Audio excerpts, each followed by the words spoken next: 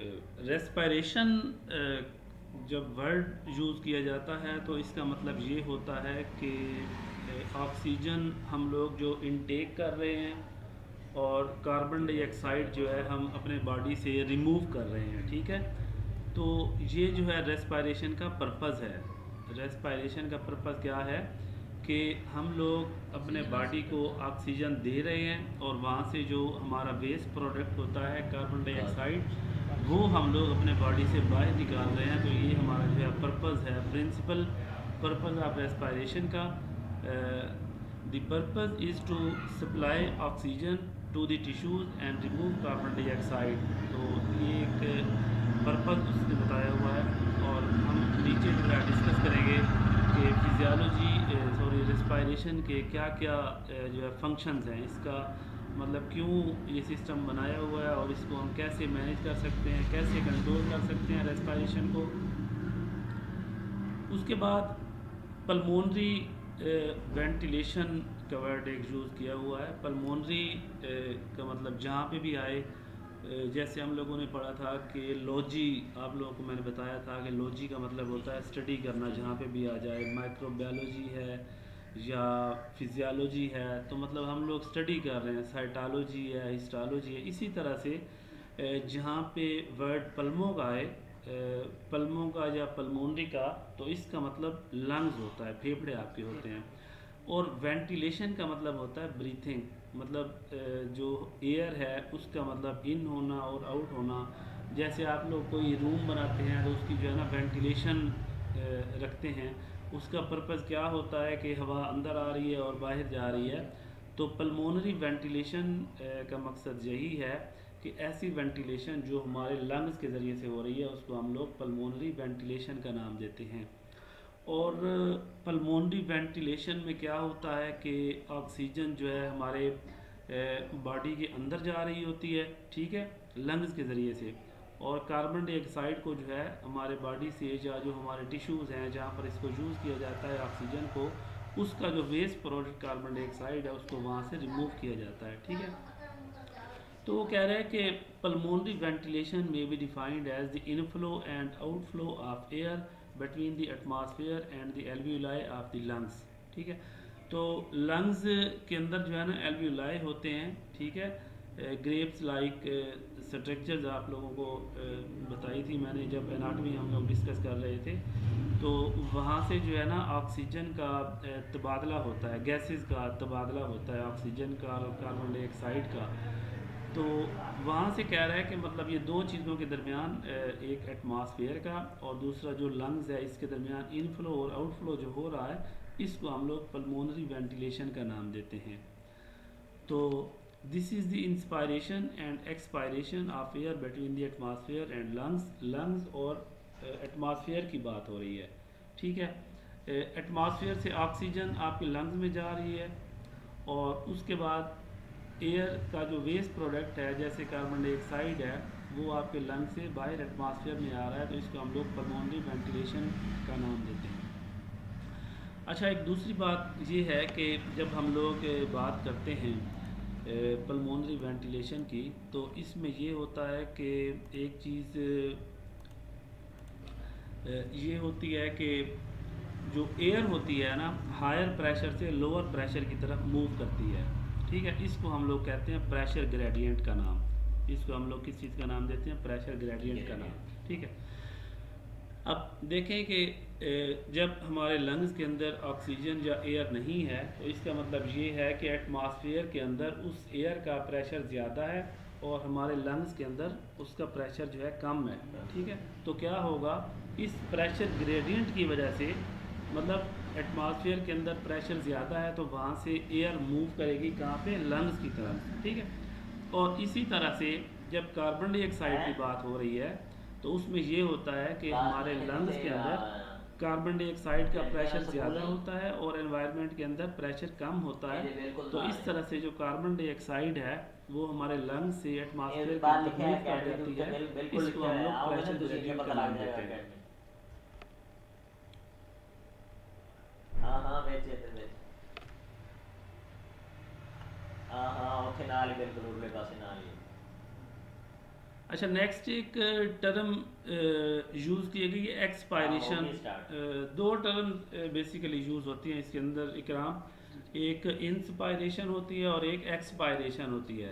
Inspiration का मतलब होता है कि एयर जो है हमारे बॉडी के अंदर आ अंदर रही आ है, रही इन है। टेक ऑफ ऑक्सीजन और एयर इन द लंग्स, इसको हम इंस्पायरेशन का नाम देते हैं। इन मतलब इनर पार्ट्स। और एक्सपायरेशन का मतलब होता बाहर। है कि giving out of alveolar air. उसके अंदर क्या होता है, ऑक्सीजन होगी या कार्बन डाइऑक्साइड होगी। कार्बन कार्बन डाइऑक्साइड होगी ना डाइऑक्साइड हमारे होगी। लंग्स के अंदर, जो वेस्ट प्रोडक्ट हमारे बॉडी के अंदर बन रहा है, तो वो जो हमारे बॉडी से बाहर आ रहा है, गिविंग आउट उसकी हो रही है एल्व्यूलर एयर की, जिसके अंदर कार्बन डाइऑक्साइड ज़्यादा है, तो इसका हम लोग एक्सपायरेशन का नाम देते हैं। ये मैट्रिक की टर्म्स हैं जो आप लोगों ने ऑलरेडी पढ़ी हुई हैं, ये जस्ट मैं आपको रिव्यू करवा रहा हूँ। अच्छा, ये कुछ वॉल्यूम्स हैं लंग्स से रिलेटेड, इनको आप लोगों ने याद करना है और पेपर के अंदर आ भी सकते हैं और एमसीक्यू में आ सकते हैं स्पेशली। और शॉर्ट क्वेश्चन मेरे ख्याल में मुश्किल है, तो आप इसको एमसीक्यूज़ के लिहाज से लाजमी तैयार करेंगे। फर्स्ट वन जो है ना, टाइडल वॉल्यूम है। टाइडल वॉल्यूम क्या होता है, हम लोग जो नॉर्मली समझ लेते एयर को इंस्पायर कर रहे हैं या एक्सपायर कर रहे हैं, हम मतलब नॉर्मल कंडीशन में ऑक्सीजन को या एयर को इनटेक करते हैं या उसको गिव आउट करते हैं इन नॉर्मल ब्रीथ, इसको हम लोग इकराम क्या कहते हैं, टाइडल वॉल्यूम। अब आप ये बताओ, एक क्वेश्चन है आपसे कि जब आप वॉक कर रहे होते हैं, एक्सरसाइज कर रहे होते हैं, तो क्या उस वक्त जो एयर का वॉल्यूम होता है ये 500 ml होगा या इससे ज़्यादा होगा या कम होगा? ज़्यादा होगा। क्यों?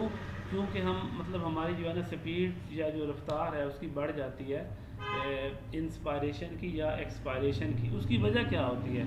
उसकी वजह ये होती है कि हमारे बॉडी को नॉर्मल से ज़्यादा ऑक्सीजन की ज़रूरत होती है और नॉर्मल से ज़्यादा जो है कार्बन डाइऑक्साइड की प्रोडक्शन हो रही होती है। उस वजह से तो इसका टाइडल वॉल्यूम जो है में इंक्रीज़ कर सकता है।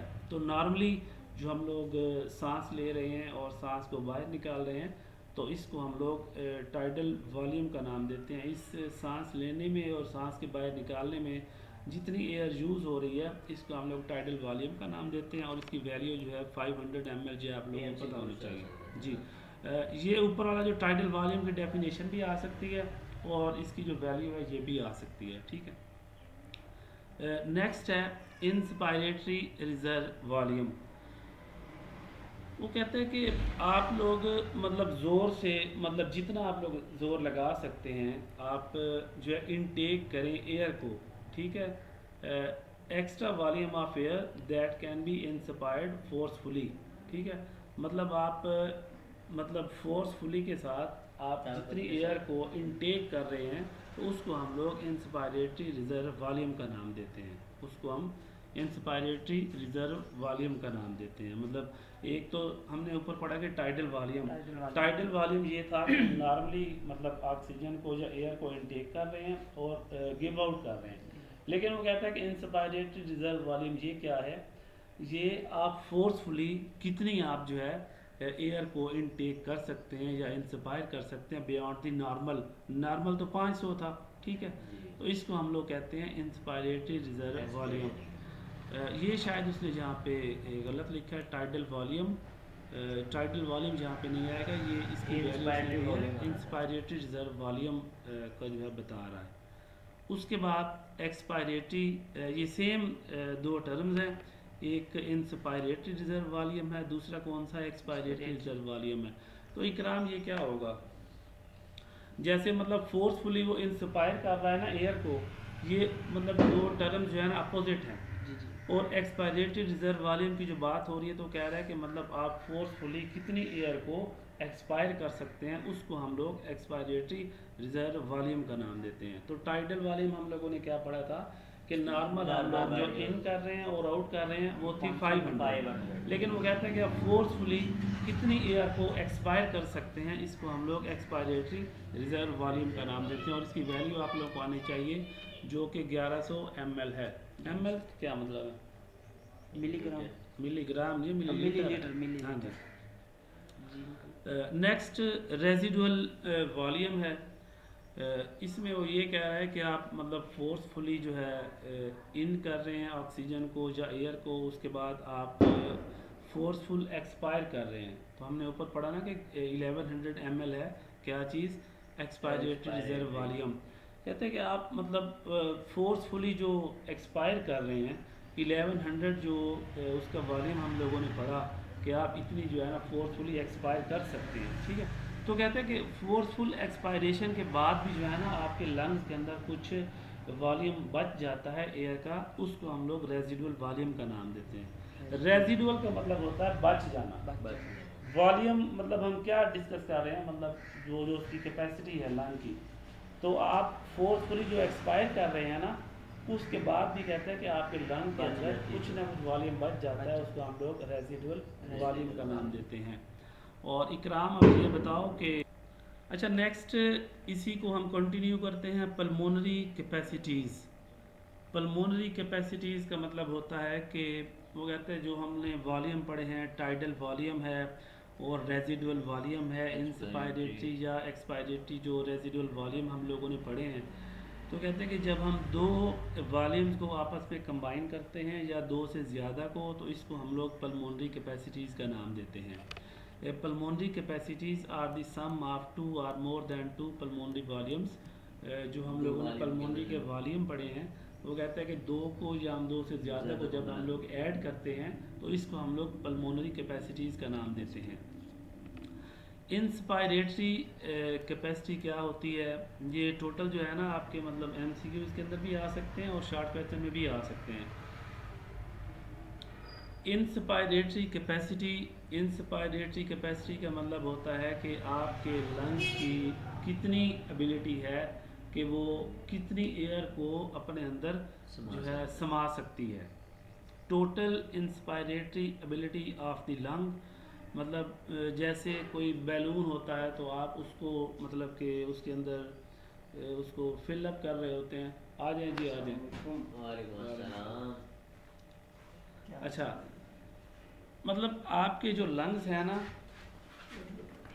लंग्स की जो फुल कैपेसिटी है, लंग्स की जो फुल कैपेसिटी है कि वो कितना मतलब कि उसकी मतलब उसके अंदर जो एयर है वो मतलब इन हो सकती है, इसको हम लोग इंस्पायरेटरी कैपेसिटी का नाम देते हैं, ठीक है। और वो कहते हैं कि इसमें क्या क्या चीज़ें होती हैं, एक तो टाइडल वॉल्यूम होता है। इकराम टाइडल वॉल्यूम इसके कितना बला था, 500, ठीक है। और इंस्पायरेटरी रिजर्व वॉल्यूम ये कितना था भला, ये 3000 3000 एक तो आमिर ये था कि टाइडल वॉल्यूम और दूसरा जो है इंस्पायरेटरी रिजर्व वॉल्यूम, ये दोनों मिला के कितने बन जाते हैं, 3500 ml। जी MCQ के अंदर लाजमी आ सकता है, ठीक है सर। वो अगर इधर ही मुकम्मल पूछ ले तो फिर क्या चीज़, यानी कि दोनों डेफिनेशन। नहीं, ये दो लाइनों की डेफिनेशन तो नहीं आएगी ना, या तो पूछेगा कि नहीं, इनके डिफाइन बारे पल्मोनरी में पूछ ले ना। MCQ के अंदर आ सकता है, मजबूर नहीं पूछेगा कि मतलब वो जैसे ये पूछेगा कि what is the inspiratory capacity of the lungs, और नीचे ऑप्शन होंगे 300 है, 500 है, 3500 है, कितना है, तो ये आ सकता है। बहरहाल पल्मोनरी कैपेसिटीज ये शॉर्ट क्वेश्चन में नहीं आ सकता कि सारा आप इसको रट्टा लगाएं, जस्ट आप अपने जो है ना कंसेप्ट क्लियर करें। Next, functional residual capacity. इसमें वो ये बता रहा है कि this is the amount of air remaining in the lung at the end of the normal expiration. Normal जैसे हम लोगों ने पढ़ा था ना कि टाइडल वॉल्यूम, उसमें नॉर्मली आप लोग कितनी ऑक्सीजन को इनटेक कर रहे हैं, कितना गिव आउट कर रहे हैं। तो फंक्शनल रेजिडुअल कैपेसिटी का मतलब ये है कि जब आप नॉर्मल एक्सपायरेशन कर रहे हैं, नॉर्मल एक्सपायरेशन में कितना उसका था बोला एयर को गिव आउट कर रहा है हमारे लंग्स, 500 जी बिल्कुल वही है। वो कह रहे हैं कि नॉर्मल एक्सपायरेशन के एंड पे जो है ना जितनी हमारे लंग्स के अंदर एयर मौजूद होती है उसको हम लोग फंक्शनल रेजिडुअल कैपेसिटी का नाम देते हैं। रेजिडुअल में तो उसने बताया नहीं कि कितनी है, ये वो बता रहा है फंक्शन तो बताया ना, फंक्शन। हाँ जी, फंक्शनल है ना, फंक्शनल रेजिडुअल कैपेसिटी है। आप यहाँ से समझ आ रही है ना, ठीक है। और इसकी जो वैल्यू है 2300 ml, ये वैल्यू आप लोगों को पता होनी चाहिए। उसके बाद वाइटल कैपेसिटी है, इसमें ये है कि ये मैक्सिमम अमाउंट ऑफ एयर है a person can expel forcefully from the lung after taking a deep inspiration. उसने जो है ना बड़े ज़ोर के साथ सांस को अंदर खींचा जितनी उसकी कैपेसिटी थी। उसके बाद उसने फोर्सफुली एक्सपेल किया किस चीज़ को, एयर को। एयर तो उसको हम लोग कहते हैं वाइटल कैपेसिटी का नाम, उसको हम लोग वाइटल कैपेसिटी का नाम देते हैं। और इसकी आप लोग जस्ट वैल्यू याद रख लें कि ये जो है ना 4600 ml होती है।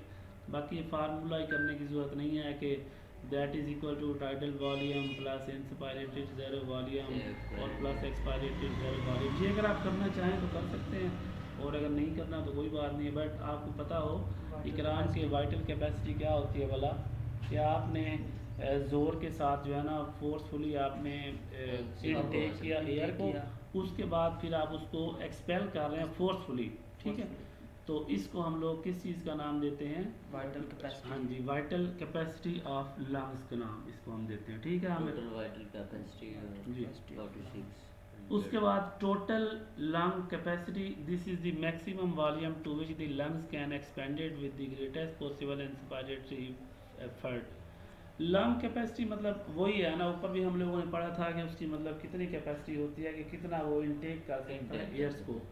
तो total lung capacity this is the maximum volume, जो ज़्यादा से ज़्यादा वॉल्यूम होता है to which the lungs can be expanded with the greatest possible inspiratory effort. मतलब मैक्सिमम आप इंस्पायरेशन कर रहे हैं और उसके नतीजे में लंग्स कितने जो है फूल रहे हैं, तो इसको हम लोग टोटल लंग कैपेसिटी का नाम देते हैं।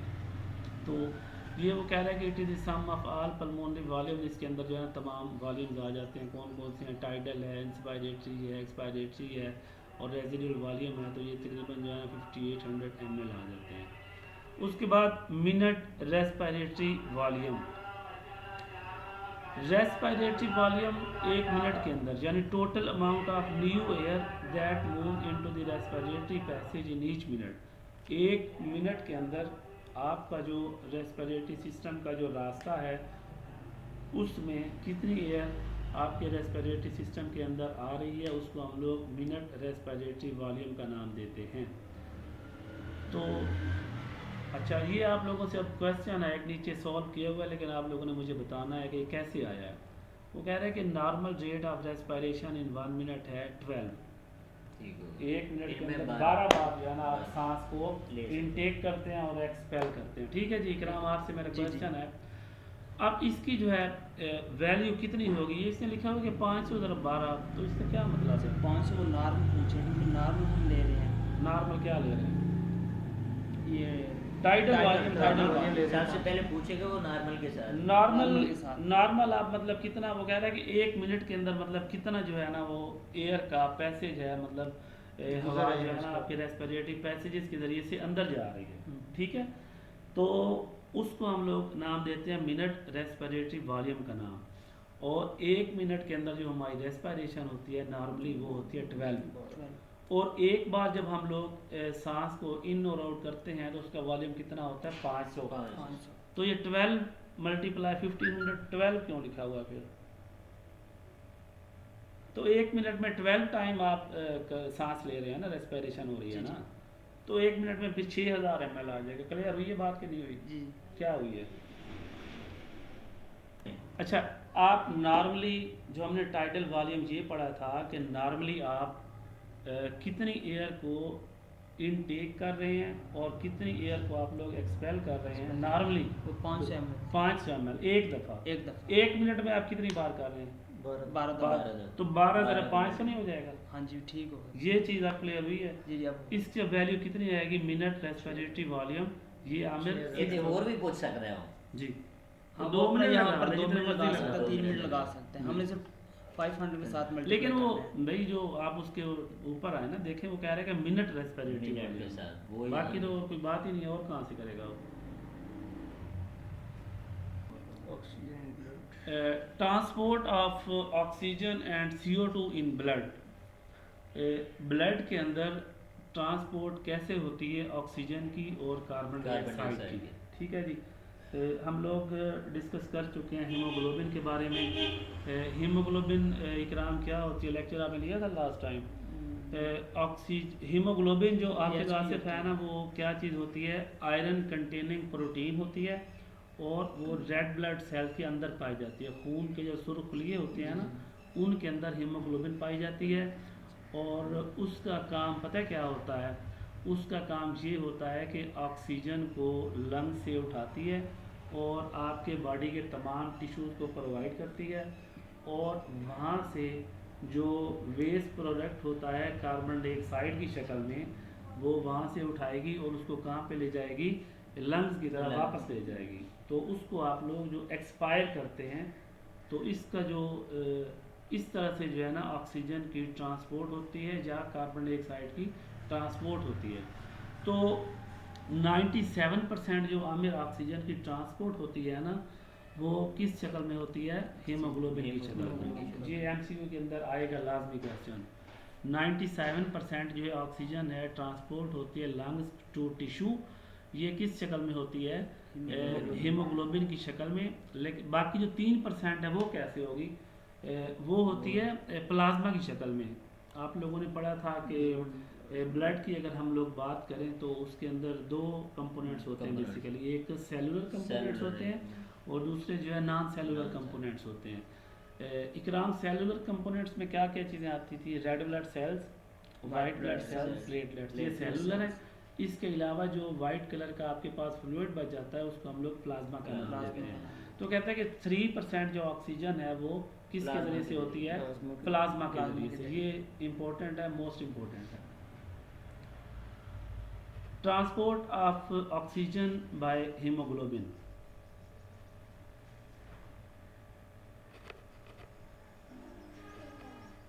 अच्छा, इसी तरह से इसको हम दोबारा से वो डिस्कस कर रहा है कि haemoglobin is an important oxygen carrying pigment. When it combine with oxygen the compound formed is called oxy haemoglobin.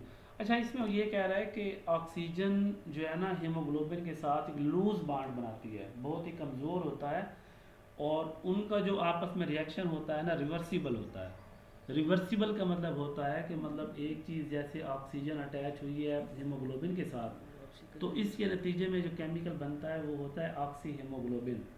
और रिवर्सिबल का मतलब ये होता है कि वो टूट जाती है दोबारा, उसके जो ओरिजिनल है ना मतलब रिएक्टेंट्स, तो मतलब ये दो किस चीज़ से मिलकर बनी थी? ऑक्सीजन और हीमोग्लोबिन से।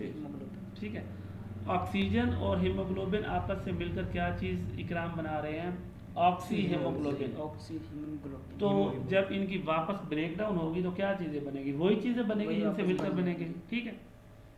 Amount of O2 carried in the blood is oxyhemoglobin depends upon the amount of hemoglobin present in the blood. अब ये डिपेंड करता है कि ऑक्सीजन जो आपके ब्लड के अंदर जा रही है ना, तो डिपेंड करता है कि आपके ब्लड के अंदर हीमोग्लोबिन मौजूद भी है कि नहीं है। ठीक है, इसकी नॉर्मल वैल्यू कितनी थी बोला? हीमोग्लोबिन की 97 जी 97 9 to 7 97 हीमोग्लोबिन की। वो तो प्लाज्मा जी आई थिंक कि 12 to 14 मिलीग्राम पर डेसीलीटर है। ठीक है,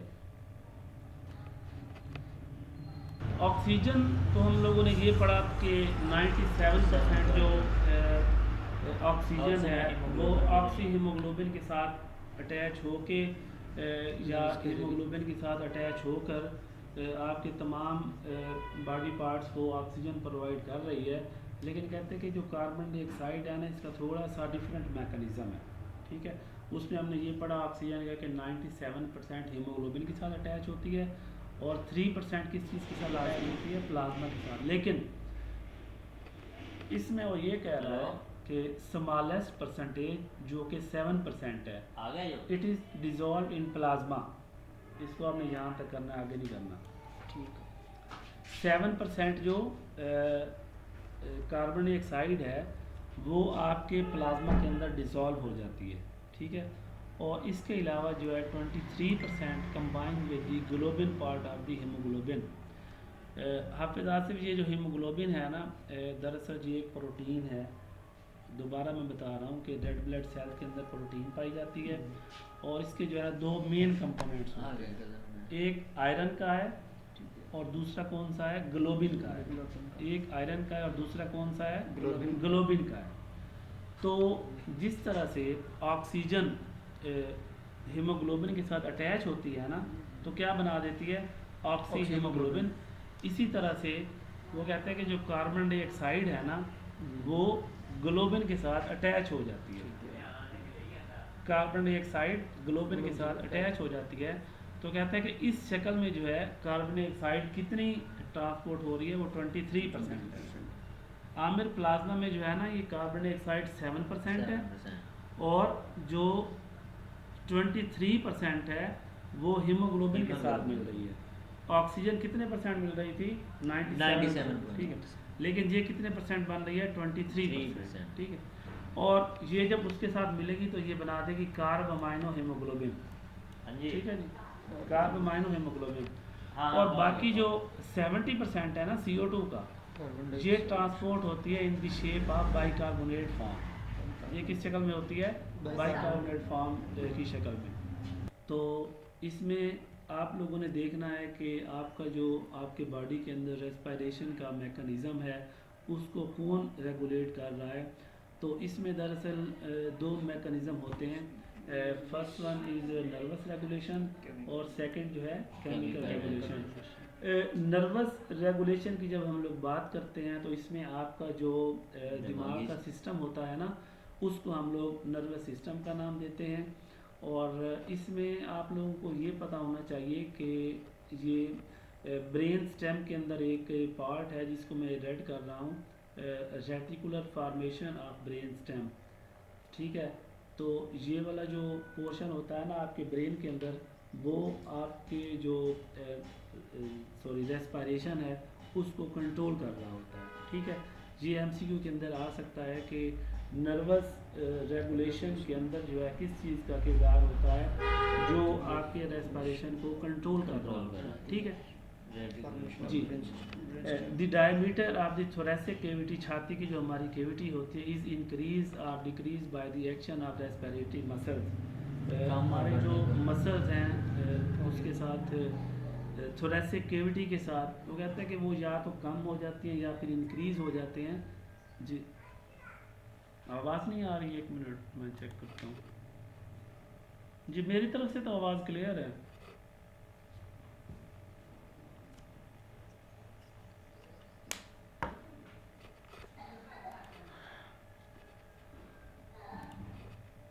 अभी आ रही है आवाज़ आप लोगों को?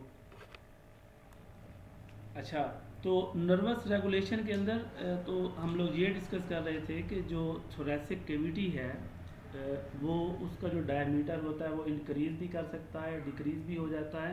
उसको कौन देख रहा है? उसके अंदर जो रेस्पिरेटरी मसल्स हैं, ठीक है। और दीज मसल्स कंट्रैक्ट और relax as a result of impulses, मतलब जो पैगाम आ रहे हैं transmitted from the central nervous system. आपका जो सेंट्रल नर्वस सिस्टम है वहाँ से पैगाम आपके आ रहे हैं रेस्पिरेटरी मसल्स को कि उन्होंने रिलैक्स होना है या कंट्रैक्शन होना है, ठीक है। और in the central nervous system these respiratory areas are located bilaterally in the reticular formation of the brain stem. ये इंपॉर्टेंट है, ये आ सकता है, ठीक है। नेक्स्ट अच्छा, ये हम लोगों ने पढ़ा कि नर्वस रेगुलेशन कैसे होती है, नर्वस रेगुलेशन कैसे होती है। उसके बाद है केमिकल रेगुलेशन ऑफ रेस्पिरेशन। तो केमिकल रेगुलेशन की जब बात हो रही होती है तो आपके माइंड में ये आना चाहिए कि डिफरेंट केमिकल्स हैं हमारे ब्लड के अंदर या हमारे बॉडी के अंदर जो रेस्पिरेशन को रेगुलेट कर रहे हैं। और इसमें हम लोगों ने देखना है कि कौन सी ऐसी चीज़ें हैं जो हमारे रेस्पिरेशन को रेगुलेट करती हैं। Certain chemical stimuli may determine how fast and deeply we breathe. आपके ब्लड के अंदर जो है ना कुछ केमिकल्स होते हैं वो ये मालूम करते हैं कि आपने मतलब कितना मतलब सांस आराम से लेना है या ज़ोर से लेना है या किस तरह से लेना है, ठीक है। क्योंकि इसका जो बेसिक फंक्शन होता है रेस्पिरेटरी सिस्टम का, हमारे ब्लड के अंदर या हमारे बॉडी के अंदर ऑक्सीजन और कार्बन डाइऑक्साइड का जो नॉर्मल कंसंट्रेशन है उसको मेंटेन करना होता है। ऐसा तो ना हो कि कार्बन डाइऑक्साइड का कंसंट्रेशन हमारे बॉडी के अंदर इंक्रीज़ कर जाए, लेकिन इसको कंट्रोल कौन कर रहा है? हमारा रेस्पिरेटरी सिस्टम कर रहा है। तो इसमें जी carbon dioxide is most important stimulus for regulating the rate of respiration. ये MCQ के अंदर आ सकता है। Which one is the most important stimulus for regulating the rate of respiration, कौन सी ऐसी चीज़ है जो हमारा जो है रेस्पिरेशन का जो रेट है उसको रेगुलेट कर रहा है। कार्बन डाइऑक्साइड है, ऑक्सीजन है, और क्या चीज़ें हो सकती हैं। तो ये एमसीक्यू के अंदर आ सकता है। कार्बन डाइऑक्साइड जो है मोस्ट इम्पोर्टेंट स्टिमुलस है जो रेगुलेट कर रहा है हमारे रेट ऑफ रेस्पिरेशन को। और it is likely that hydrogen ions assume this role. और इस कार्बन डाइऑक्साइड मतलब जो स्टिमुलस है ना, इसको कहता है कि इसको रेगुलेट करने में हाइड्रोजन आयंस का भी थोड़ा बहुत किरदार है। नीचे हम लोग देखते हैं कि कैसे किरदार है। ये पैराग्राफ आप लोगों ने छोड़ देना इधर से, उसके बाद ये पैराग्राफ भी आप लोग छोड़ दें। नहीं, एक मिनट, इधर से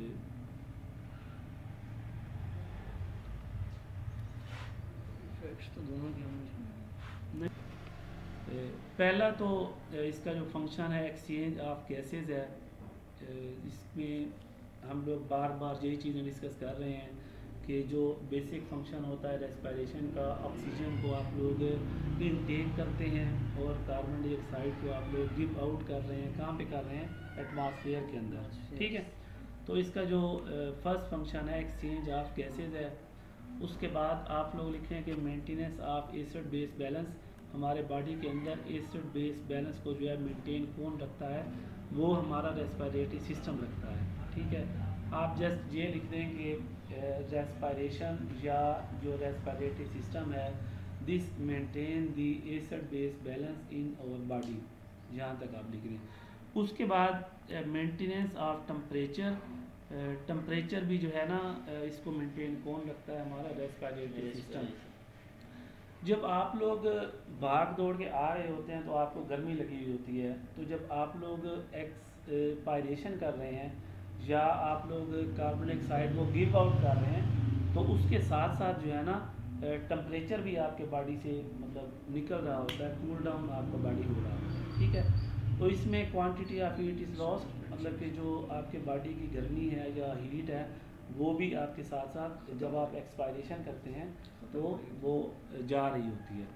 उसके बाद एक्सक्रीशन है। Volatile substances such as ammonia है, कीटोन बॉडीज़ हैं, अल्कोहल है एंड एसेंशियल ऑयल्स हैं। ये भी जो एक्सक्रीशन होती है ये भी हमारे रेस्पिरेशन के ज़रिए से होती है।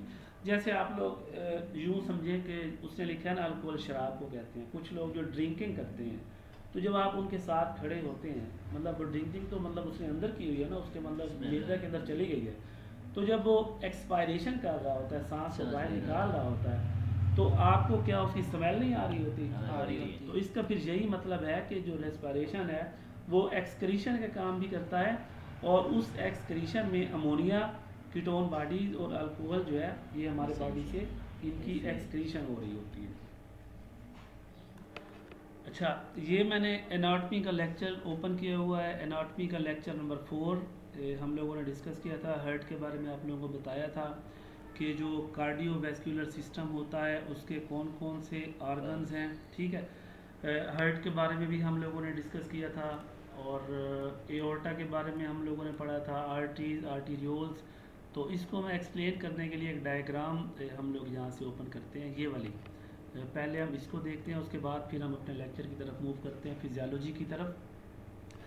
तो ये डिफरेंट जो है ना ब्लड वेसल्स हैं। आपको रेड कलर की जो एक नज़र आ रही है इसको हम लोग आर्टरी का नाम देते हैं, ठीक है। तो इसका आप लोग साइज़ देखें, चौड़ाई आप देखें, डायमीटर देखें, इसका ज़्यादा है एज़ कम्पेयर विद इसके साथ ही जो है ना आर्टीरियोल है, ठीक है।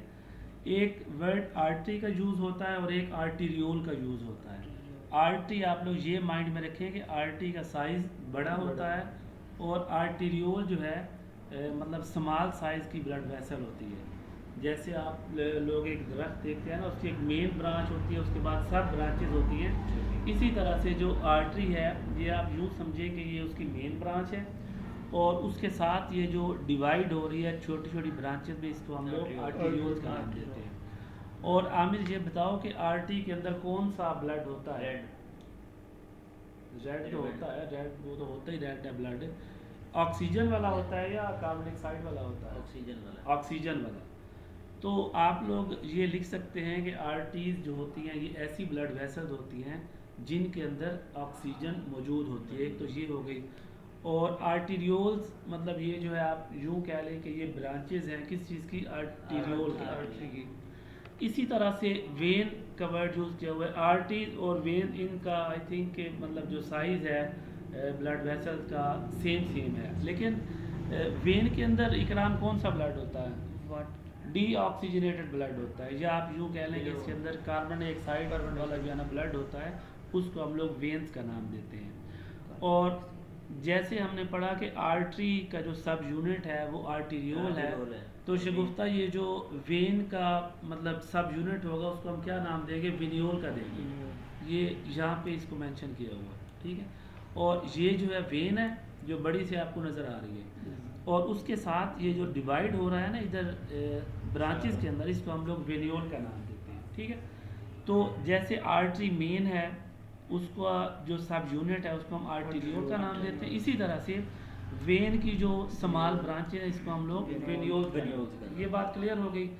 और आसिफ ये वेनियोल्स के अंदर कौन सा ब्लड होता है? ऑक्सीजन वाला, कार्बन डाइऑक्साइड वाला?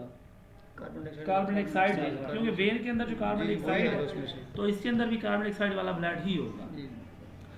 और आप लोग ये बताओ कि ये जो कैपिलरीज हैं इकराम ये क्या होंगी? अब मतलब आप इसको अपनी ज़बान में आप कैसे मतलब एक्सप्लेन करोगे, कैसे आप इसको डिफ़ाइन करोगे? आप लोग इसको लिख सकते हो कि ये जो है मतलब एक मतलब ब्लड वेसल्स का एक मतलब गुच्छा होता है, वो क्या काम कर रहा होता है? आर्टीरियोल को विनियोल के साथ आपस में कनेक्ट कर रहा है, ऐसे नहीं कर रहा? जी जी ठीक है। आप देखें कि इसके राइट साइड पे विनियोल है और लेफ्ट साइड पे आसिफ क्या चीज़ है? आर्टीरियोल है। तो ये सेंटर में क्या है? इसको हम लोग कैपिलरीज का नाम देते हैं।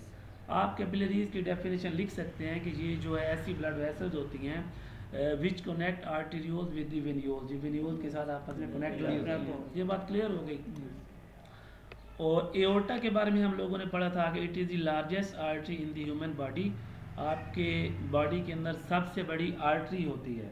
अब आसिफ जी आर्टरी के अंदर ऑक्सीजनेटेड ब्लड होगा, डीऑक्सीजनेटेड होगा? ऑक्सीजनेटेड होगा। तो आपके बॉडी को ऑक्सीजन की ज़रूरत है ना, मतलब तमाम बॉडी पार्ट्स को जो मतलब ये पहुंचा रही है, ठीक है। इसलिए सबसे बड़ी इसमें आर्टरी जी ये सबसे बड़ी जो है ना आपके बॉडी की, ये एमसीक्यू के अंदर आ सकता है। Originating from the left ventricle to the heart and extended down to the abdomen, आपके पेट के अंदर जाती है। फिर it divide into small arteries. Aorta distribute oxygenated blood to all parts of the body. जी आपके तमाम बॉडी के हिस्सों को ऑक्सीजनेटेड ब्लड जो है ना प्रोवाइड करती है, जी आपको पता हो। जी आर्टरीज, अब आप लोग इसको गौर करें कि ब्लड वेसल ये तमाम जो है ना ब्लड वेसल्स ही हैं which carry oxygenated blood away from the heart. इनके अंदर क्या होता है? ऑक्सीजनेटेड ब्लड होता है, ठीक है। उसके बाद आर्टीरियोल, ये देखें any of the small sub division of artery. Artery की जो है सब डिवीजन हो रही है तो इसको हम लोग आर्टीरियोल का नाम देते हैं। और ये क्या काम करते हैं? These connect arteries with the capillaries.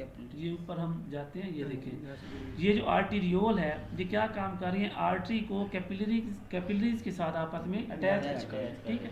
और इसी तरह से जब हम लोग वेन्यूल के बारे में पढ़ेंगे तो आप लिखेंगे कि these are the sub division of veins, और इनके अंदर कौन सा होता है? कार्बन डाइऑक्साइड वाला ब्लड होता है, और ये कनेक्ट करती हैं वेन्स को कैपिलरीज के साथ। अगर आप ये डायग्राम अच्छे तरह से याद कर लेंगे तो आपको लिखने में मुश्किल नहीं होगी। Capillaries these are diffusible network of blood vessels which connect arterioles with the venules. उसके बाद वेन्यूल्स है, these are the blood vessels that connect capillaries with the veins. उसके बाद वेन्स है। इकराम वेन्स के अंदर कौन सा ब्लड होगा? कार्बन डाइऑक्साइड वाला ब्लड होगा या डीऑक्सीजनेटेड ब्लड? कार्बन डाइऑक्साइड वाला। डीऑक्सीजनेटेड नहीं होगा। जो ब्लड तो दोनों सेम ही बताया मैंने, वो भी होगा। तो वही है ना डीऑक्सीजनेटेड या कार्बन, वो बात एक ही है। तो उसके अंदर वेन के अंदर कौन सा ब्लड होता है? डीऑक्सीजनेटेड ब्लड होता है। सर्कुलेशन जो है मतलब बेसिकली ये कार्डियोवैस्कुलर सिस्टम की बात ही हो रही है, उसी को ये कंटिन्यू कर रहा है, ठीक है। निज़ाम दौरान खून की बात हो रही है। तो निज़ाम दौरान खून की जब हम लोग बात आमिर करते हैं तो इसमें क्या मतलब उसका मेन फंक्शन क्या होता है? एक तो ब्लड की बात हो रही होती है और दूसरा जो है ना एक जैसे आपका मतलब कार्डियो, इसने यहाँ पर जो है ना कार्डियोवैस्कुलर सिस्टम की हेडिंग नहीं दी। क्यों नहीं दी? कार्डियोवैस्कुलर सिस्टम की जब हम लोग बात करते हैं तो उसमें जो है ना सिर्फ ब्लड की बात हो रही होती है। वो ब्लड जो है आपके तमाम बॉडी पार्ट्स को प्रोवाइड किया जा रहा है। कौन प्रोवाइड करता है? हार्ट जो है ना मेन फंक्शन कर रहा है। लेकिन कहते हैं कि जो सर्कुलेशन है, this is the transport system. ये ट्रांसपोर्ट, ये गाड़ी वाला नहीं है, ये और ट्रांसपोर्ट है जो कि ट्रांसफ़र करता है, which circulate blood and lymph throughout the body. ये ब्लड की भी बात हो रही है और लिम्फ की भी बात हो रही है। और जिस तरह से कार्डियोवैस्कुलर सिस्टम है ना हमारे बॉडी के अंदर, उसी तरह से एक और सिस्टम है, उसको हम लोग लिम्फेटिक सिस्टम का नाम देते हैं। उसको हम लोग लिम्फेटिक सिस्टम का नाम देते हैं। ये नेक्स्ट हम पढ़ेंगे, ये अलग से टॉपिक है। और लिम्फेटिक सिस्टम, ये लिम्फ ऊपर मैंने इसको मेंशन कर दिया, lymph is a clear watery fluid, पानी की तरह का होता है, क्लियर होता है, that circulates through out the lymphatic system. जैसे ब्लड फ्लो करता है हमारे जो ब्लड वेसल्स हैं उनके अंदर है, और कार्डियोवैस्कुलर सिस्टम की जब हम बात करते हैं तो ब्लड की बात आती है। जब हम लोग लिम्फ की बात करते हैं तो वो लिम्फेटिक सिस्टम के अंदर फ्लो करता है। ठीक है, कार्डियोवैस्कुलर सिस्टम के अंदर क्या चीज़ फ्लो करती है? ब्लड। और लिम्फेटिक सिस्टम की जब हम लोग बात करते हैं तो उसके अंदर लिम्फ फ्लो कर रहा होता है। और लिम्फ क्या चीज़ है? It is clear watery fluid that circulate through out the lymphatic system. और इसका काम क्या होता है? It collects fluid from the tissue, tissues के अंदर जो फ्लूइड होता है उसको इकट्ठा करना होता है, and return them to the blood, और ब्लड के अंदर उसको वापस पहुंचा देना। कैरीज न्यूट्रिएंट्स, न्यूट्रिएंट्स को कैरी कर रहा होता है, और प्रोटीन को to the cells and filter harmful substances. और अगर आपके ब्लड के अंदर या टिश्यूज़ के अंदर कोई हार्मफुल सब्सटेंसेस आ रही होती हैं तो उसको जो है ना फिल्टर करता है। अच्छा, ये जो सर्कुलेशन है दो तरह की होती है। फर्स्ट वन जो है सिस्टेमिक सर्कुलेशन होती है। This circulation supplies all the tissues of the body except the lungs. मतलब आपके जो बॉडी है ना, लंग्स के अलावा जितना भी आपका सिस्टम है उसके अंदर जब ब्लड की सप्लाई होती है तो उसको हम लोग सिस्टेमिक सर्कुलेशन का नाम देते हैं। तो हम लोगों ने जैसे पढ़ा कि पल्मोनरी वेंटिलेशन इकराम, तो मैंने आपको बताया कि पल्मो जहाँ पे भी वर्ड आए तो आप लोग क्या समझेंगे? लंग्स की बात हो रही है। तो जब पल्मोनरी सर्कुलेशन की बात होती है तो इसका मतलब क्या होता है? मतलब ऐसी सर्कुलेशन जो हमारे लंग्स की तरफ जा रही है उसको हम लोग आज से किस चीज़ का नाम देते हैं? पल्मोनरी सर्कुलेशन का नाम देते हैं।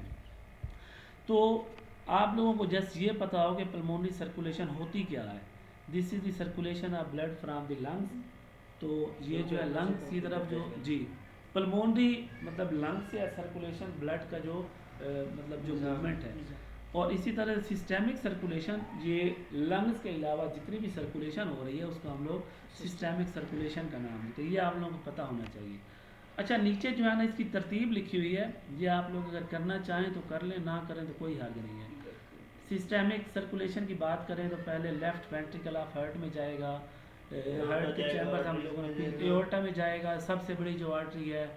उसके बाद आर्टरीज के अंदर जाएगा, आर्टरीज की जो आर्टीरियोल में जाएगा, वो तरतीब वही है। कैपिलरीज में जाएगा, फिर वेन्यूल में जाएगा, फिर वेन में जाएगा, वेना केवा में जाएगा, राइट एट्रियम। जी, पल्मोनरी सर्कुलेशन की जब बात होती है तो right ventricle of the heart, फिर पल्मोनरी आर्टरीज, पल्मोनरी आर्टीरियोल, फिर कैपिलरीज, फिर वेन्यूल, फिर वेन। बात वही है।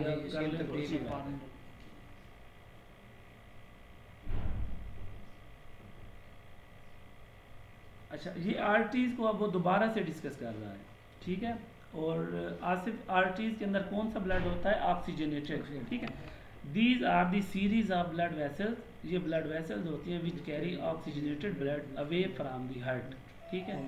और इसमें उसने जस्ट एक दो चीज़ें ऐड की हैं। The walls of the arteries are constructed of 3 coats of tunica. वो कहते हैं कि जो आर्टरीज की जो दीवारें होती हैं ना उसकी 3 लेयर्स होती हैं, ठीक है। और उन 3 लेयर्स की जो मतलब 3 कोट्स ऑफ ट्यूनिका है उसके अंदर वाला जो पार्ट है उसको हम लियोमन का नाम देते हैं। लियोमन आप यूँ समझे कि कोई अंदर वाली जो चीज़ है, मतलब जो खाली जैसे पानी वाला पाइप नहीं होता, उसके बाहर आप यूँ समझे कि 3 लेयर ट्यूनिका है और उसके अंदर जो खाली हिस्सा है उसको हम लोग लियोमन का नाम देते हैं। और इकराम जो मतलब पानी वाले पाइप के अंदर पानी उसके अंदर से जाएगा या बाहर से जाएगा? अंदर से जाएगा। इसी तरह से जब ल्यूमन की बात होती है, आर्टरीज की बात होती है, तो कहते हैं कि जो अंदर वाला पार्ट है वो ल्यूमन है, उस ल्यूमन के ज़रिए से जो है ब्लड फ्लो करता है। अब आर्टीरियोल की बात कर रहे हैं, these are the smaller branches of arteries which deliver blood to the capillaries, capillaries को प्रोवाइड कर रही है ना। बस ये आप इतना काफ़ी आर्टीरियोल्स क्या होती हैं। अच्छा, ये उसने अब डायग्राम बनाई हुई है, ये आर्टरी की ये फर्स्ट लेयर है ट्यूनिका, ये सेकंड है और ये थर्ड है। ये अंदर वाला जो पार्ट है ये ल्यूमन है, तो ल्यूमन के अंदर जो है ना ये ब्लड फ्लो कर रहा होता है। और capillaries, these are the diffuse network of blood vessels which connect the arterioles and venules. ठीक है, ऐसे ही था ना, उधर वेन से वेन्यूल आ रहा है, आर्टरी से आर्टीरियोल। तो कैपिलरीज क्या काम करती हैं? वेन्यूल को आर्टीरियोल के साथ कनेक्ट करती हैं। Capillaries are found in almost every cell in the body, आपके बॉडी के हर सेल के अंदर पाई जाती हैं। Distribution of capillaries in the body varies with the activity of the tissue. अब वो कहता है कि आपके बॉडी का मतलब जहाँ पर ब्लड की ज़्यादा ज़रूरत है वहाँ पर कैपिलरीज ज़्यादा होंगी, जहाँ पर ज़रूरत कम है वहाँ पर कैपिलरीज कम होंगी। ठीक है, for example in those tissues whose activities are higher, जहाँ पे एक्टिविटीज़ ज़्यादा होती है such as muscles, liver, kidney, lung and nervous system, they are rich capillaries supply, वहाँ पर जो है ना कैपिलरीज की सप्लाई बहुत ज़्यादा होती है। और venules, these are the blood vessels that contact capillaries with the veins. और वेन्स वही दोबारा से हम डिस्कस कर रहे हैं, veins are series of blood vessels which carry blood towards the heart, heart की तरफ लेकर जाती हैं। और इसके अंदर कौन सा होता है? डीऑक्सीजनेटेड ब्लड होता है। ये टेबल जो है ना दोबारा से आ गया है, तो लेकिन जो पहले मैंने आपको एनाटॉमी के अंदर ये टेबल दिखाया वो शायद ज़्यादा क्लियर था। तो इकराम ये देखो, ये जो है ना राइट साइड पे आपको वेन नज़र आ रही है, इसको हम लोग रेड कर लेते हैं। राइट साइड पे जो है वेन आपको शो हो रही है, और वेन जब इसकी सब डिवीज़न हो रही है इकराम, तो ये वेन्यूल बन रही है। ठीक है, और इसी तरह से ये आर्टरी आपको शो हो रही है इस तरफ लेफ्ट साइड पे, और ये जब डिवीज़न होती है इसकी ब्रांचेस के अंदर, इसको हम लोग आर्टीरियोल्स का नाम देते हैं। और सेंटर में क्या चीज़ है? ये कैपिलरीज हैं। कैपिलरीज आप खुद भी लिख सकते हैं कि these are the blood vessels which connect arterioles with the venule. ठीक है, तो यहाँ पर इसको हम लोग लेक्चर को एंड करते हैं। अगर किसी का कोई क्वेश्चन है तो आप लोग पूछ सकते हैं। हमारे साथ कितने बंदे ऑनलाइन हैं? ज़्यादा तो नहीं है, बस थोड़े ही हैं। लाइट